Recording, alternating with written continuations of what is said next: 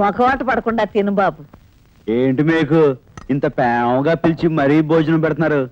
ఏంటి దీని బ్యాక్గ్రౌండ్ కథ? ఇవాళ నా భర్త భర్త మీ ఆయన చచ్చిపోతా అంటే నాకు తద్దిన భోజనం పెడతా.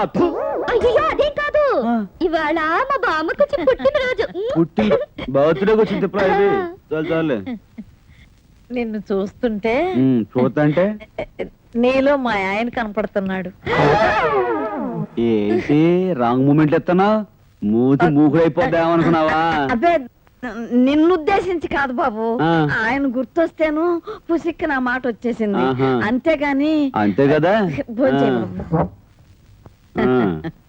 బాబు, నిజంగా నిజం చెప్తావా? నిన్న ఒకటి అడుగుతాను. అడుక్కో, నువ్వు లడ్డెట్టుకో. బాబు, ఈ ఊరు నువ్వు ఎందుకు వచ్చావు? నీకు ఆకులు నీ మనరాలకు పువ్వులు అమ్ముదామని వచ్చా. అవును, నువ్వు ఇంట్లోకి అద్దెకి దిగినప్పుడు ఉద్యోగం కోసం వచ్చానన్నావు కదా. రోజా అడగనివ్వండి. ఉద్యోగం కోసం వచ్చాను. ఇప్పుడు ఏమైందంట? అందులో కాస్త నూనె వేసుకుని వడియాలు చెప్పుకో. నీ అడ్రస్ బట్ట బయలైంది. నువ్వెవరో నాకు తెలిసిపోయింది.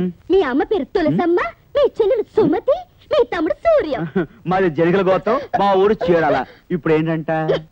చాలా ఇంకేమైనా కావాలా? ఇక నువ్వేం చెప్పక్కర్లేదులేవయ్యా. నువ్వేమిటో నీ బతుకేమిటో నీ టంకు పెట్టే చెప్పింది. నేను లేకుండా చూసి నా పెట్టి తెరిచి నా వివరాలు చూసుకుంటారా? నిన్ను నీ మనవాళ్ళని పొడగలు పెట్టా మీ దొంగ బుద్ధి పోదు. వాళ్ళు దొంగలేనండి, కడుపు కక్కుర్తి దొంగలు.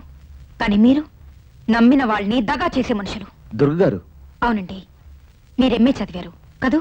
ఓహో, అంటే మీరు నా ఎంఏ సర్టిఫికేట్ చూశారు, నా ఉద్యోగం దరఖాస్తు చూశారు, నేను వదిలిపెట్టిన ఉద్యోగం ఆర్డర్ చూశారు అన్నమాట. ఆ వచ్చిన ఉద్యోగాన్ని వదిలిపెట్టి ఇక్కడికి ఎందుకు వచ్చారు? ఆ ప్రశ్నకు సమాధానం చెప్పాల్సిన అవసరం నాకు లేదు. పోనీ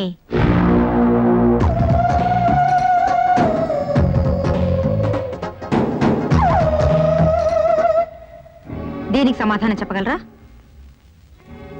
ఇది నాదే, కానీ ఆత్మరక్షణ కోసం మాత్రం కాదు. అంటే వివరాలు తెలిసే రోజు దగ్గరలోనే ఉంది.